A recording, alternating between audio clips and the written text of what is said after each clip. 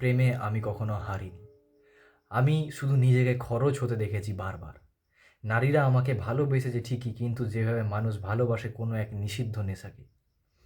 ওরা আমার ঠোঁটে খুঁজেছে অমৃত, আর আমি ওদের চোখে দেখেছি আমারই সর্বনাশ। সবাই বলে প্রেম নাকি মানুষকে পূর্ণ করে, অথচ আমি দেখেছি প্রেম মানুষকে তার নিজের একাকিত্বের সামনে আয়না ধরে দাঁড় করিয়ে দেয়।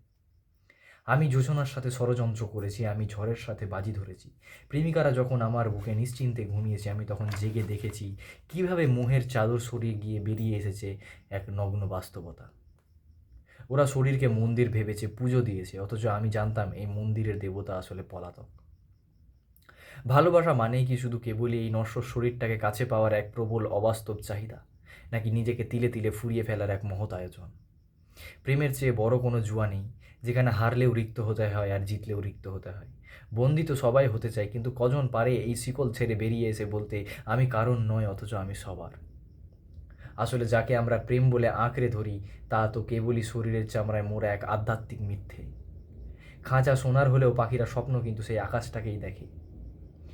এই প্রেমিকের চেয়ে বড় সন্ন্যাসী আর কে হতে পারে, যে সব পেয়েও সমস্ত দিনের শেষে হাজারো ক্লান্তিতে বিরহের শেষ গন্ধটুকু গায়ে মেখে শূন্য হতেই ঘরে ফিরে যায়।